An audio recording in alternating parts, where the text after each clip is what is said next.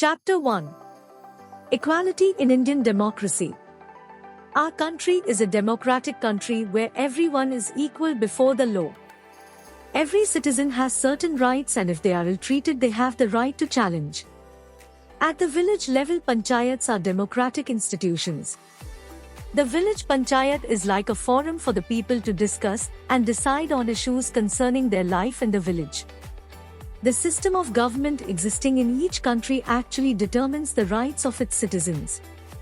India has a democratic setup which guarantees certain fundamental rights to all its people, including the individual's freedom to choose.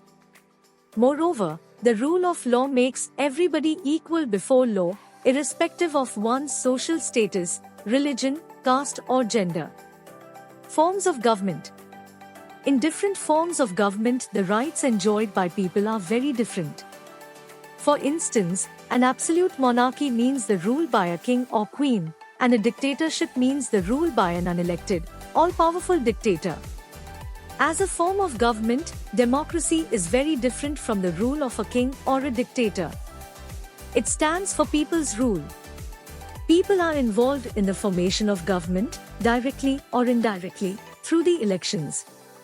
If the government is elected and run directly by the people, it is called direct democracy.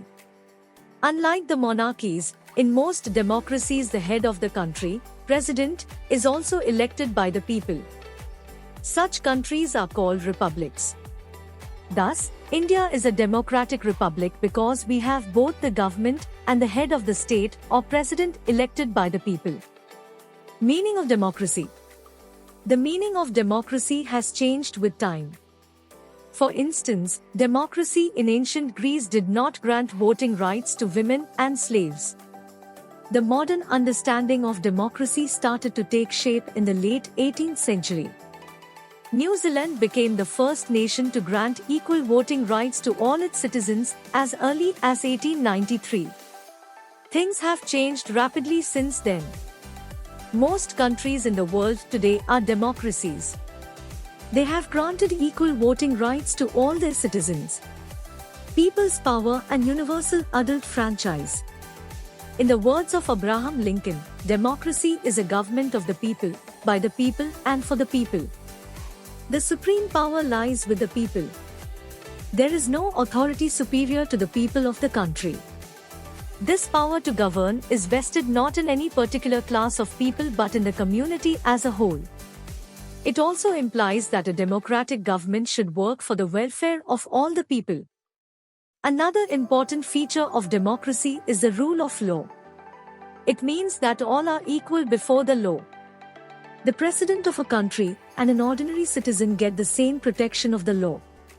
It makes no distinction between the rich and the poor, or the educated and the uneducated. It also ensures that there is no one above the law.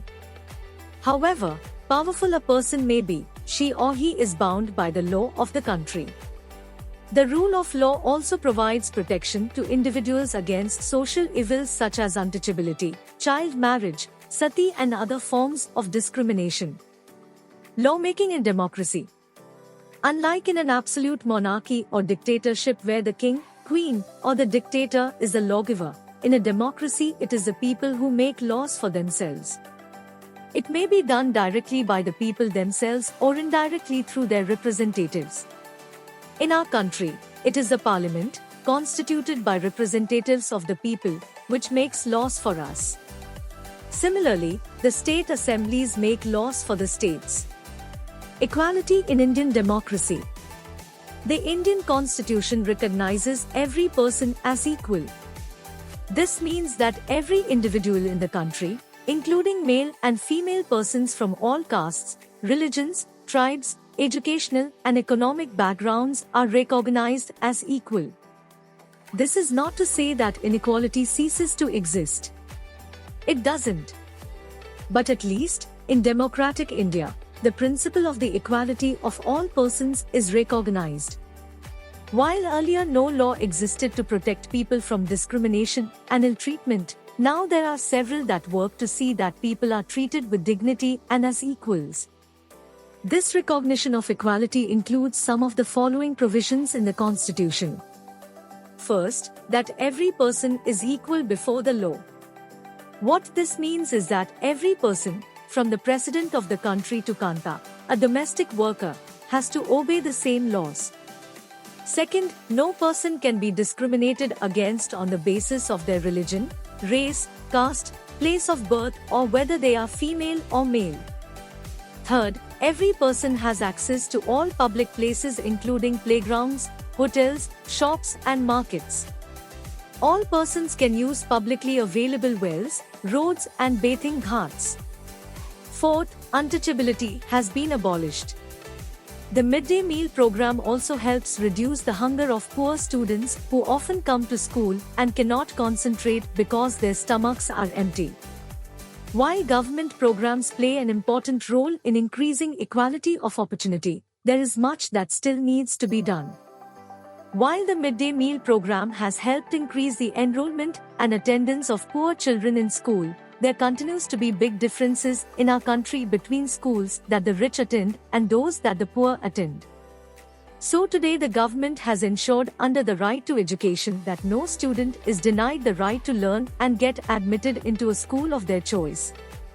Economic equality in a democracy. All members of the society should have equal economic opportunities. All should be free and self-reliant in matters of earning their livelihood.